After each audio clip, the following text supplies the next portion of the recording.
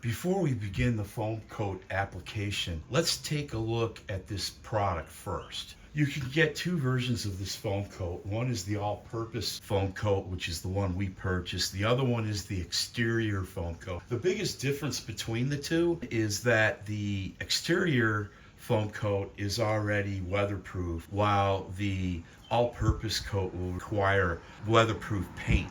The other difference is that the all-purpose foam coat will give you a nice smooth finish, while the exterior foam coat will provide a gritty feel. As I mentioned, the all-purpose foam coat is not weatherproof. However, we can make it weatherproof by adding another product called Boost. Boost will make this foam coat even better by, one, providing a weatherproof foam coat finish when it is cured. Two, it will also make the foam coat even stronger when it is cured. And the third advantage is that Boost will make the wet foam coat product stick to just about anything. Which foam coat you pick is really a personal preference, as long as you come up with a hard waterproof finish at the end. I like the all-purpose foam coat because it gives a smooth finish, as opposed to the exterior foam coat, which leaves you with a sandy finish. But no matter which foam coat product you pick, I highly suggest you use the Boost product, because the Boost product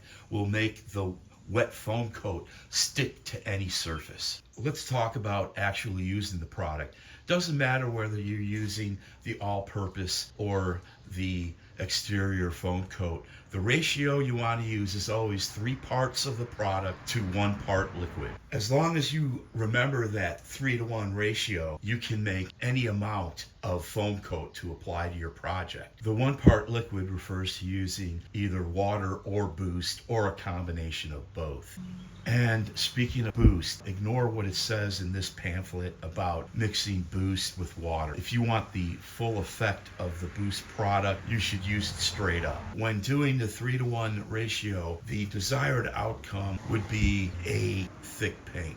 So if you're mixing the product and you find that with a 3-to-1 ratio, the product comes out too thick, almost like a putty, then just use less product. And vice versa, if you wind up doing the 3-to-1 ratio and it's still a little too runny, you can just add a little bit of the product until you get that desired thick paint consistency. And depending on what type of finish you're looking for your tombstone, depends on the thickness of the foam coat liquid that you're going to use. If you want to have a perfectly smooth, unblemished surface, then I suggest that you make the foam coat a little thicker, so that when you apply it, it's like putty and you can cover and fill in all of those holes and divots. If, on the other hand, you want to maintain those imperfections, then you would use a thinner version of the foam coat, so that you could apply it with a paintbrush and it would be more like a thick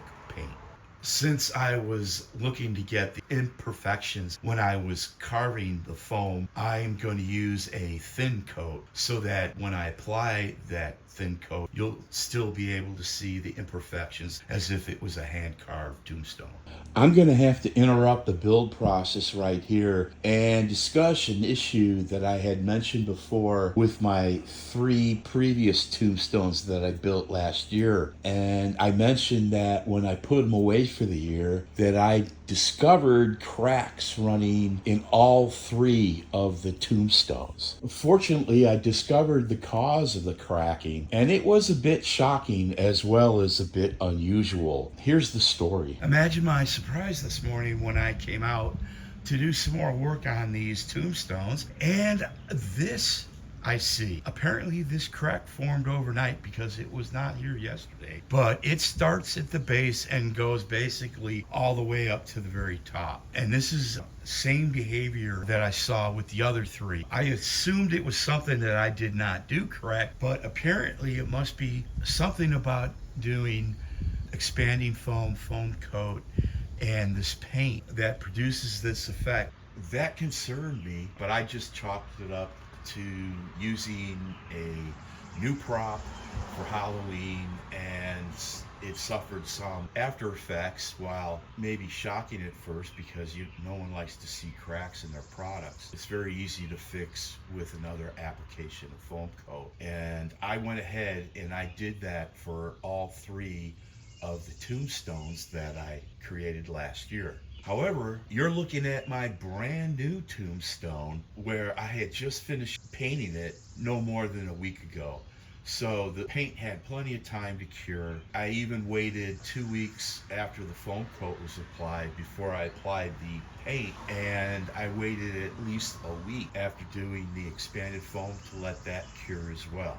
And yet here we are. I think I have the project almost finished. Everything's painting. I just have to do some touch up, and wham, look at this crack. For the life of me, I couldn't figure out what it was, and it really, really bothered me that all of a sudden my tombstone cracks, and I followed all the directions for all the products I used, and yet here we are with a massive crack. So this really bothered me. I pretty much stopped working on the tombstones for the day, and all that time I'm just thinking, what was different between all the times I had this done, and then bam, here I open up the garage door and there's this huge crack. And then I realized that the day that this occurred was our first full-blown sunny day, hot temperature, and very humid. Previously, I was building this tombstone was in March and April time frame, where yes, we had, sunny days, but it was cool enough that even in the full sun, it didn't affect tombstone at all. However,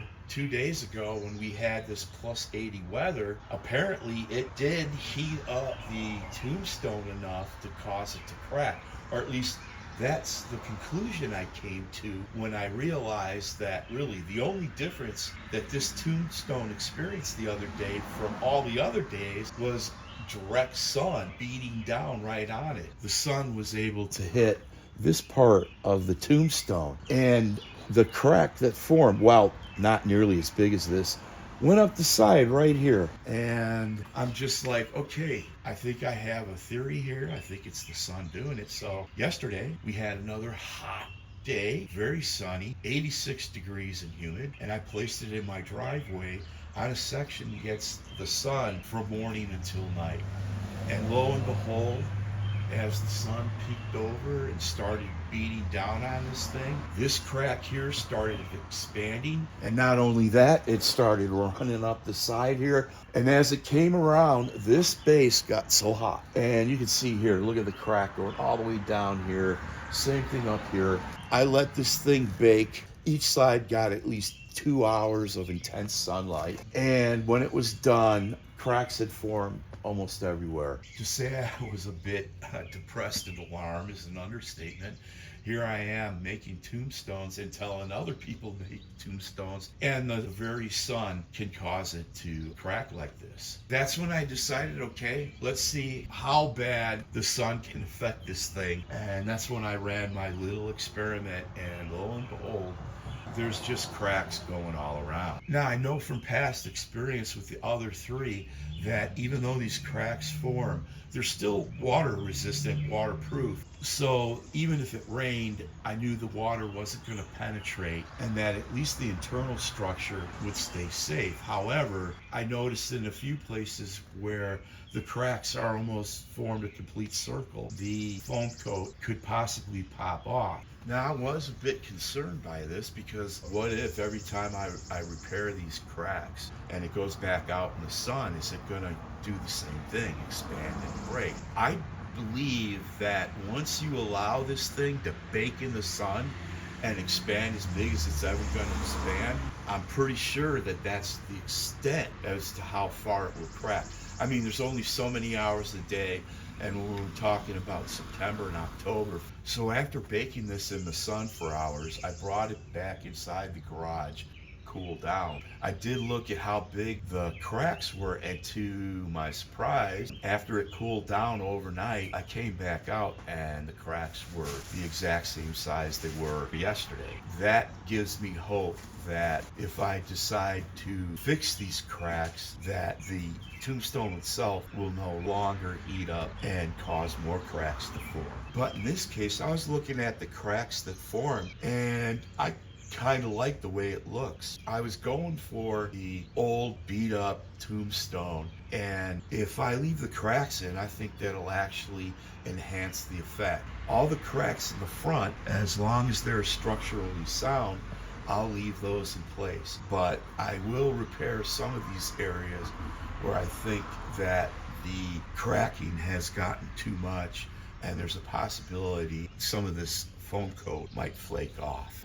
Wrapping things up, what would be the best solution for this problem? Personally, I would go ahead and, as long as you don't mind a little extra work, I would bake those in the sun, let them crack however they decide to crack, and then decide if you want to repair the whole thing or do what I did, leave those cracks visible to enhance that ancient tombstone look. You could also protect the tombstones from the sun. You could place them in an area of your yard where the sun can't reach them, or you could perhaps build a structure around the tombstones that would protect it from the direct sun. One final solution you can try is that when you apply the foam coat, use a very thick application. I noticed that I did not see any cracking in any areas where I had applied the foam coat rather heavily. Most of the cracks seem to occur either along naturally occurring lines from the application of the foam coat or in very thin areas. I haven't personally tested that, but that may be another option to avoid this cracking. But now that we've identified the problem and provided a few solutions, let's go ahead and get back to the build and start applying that foam coat. We're ready to apply the foam coat, but before we do this, you're gonna have to make a few decisions. If you're happy with the way the front of your tombstone looks, like I am, where it's distressed and it looks old, I'm only gonna apply the thin coat just to protect the foam. The consistency of the foam coat for this would be like thick paint. If on the other hand, you want to cover all the blemishes so that you have a nice smooth surface, then the first coat you want to apply is going to be more of a paste. So instead of using a paintbrush to apply it, you're going to use a putty knife. To mix the product, get yourself a bucket and a long spatula as shown. The proper ratio of the foam coat is 3 parts foam coat to 1 part liquid. So here's the product, and as you can see, I follow directions, but yeah, it's still more like paint. And that's because so many things can affect how this mixes: temperature, atmospheric pressure, humidity.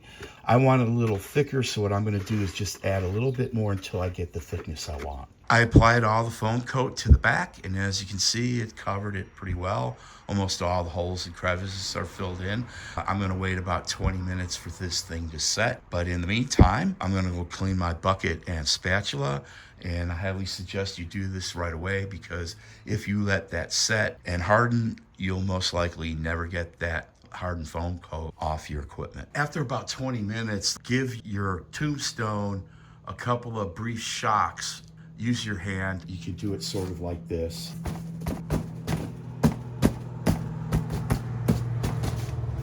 What that does is that kind of shocks the foam coat, and it'll sort of liquefy it from those little shocks. And what will happen, it'll help settle it and fill all of the crevices and cracks. And at the same time, it'll also remove any kind of brush strokes you might have or spatula marks.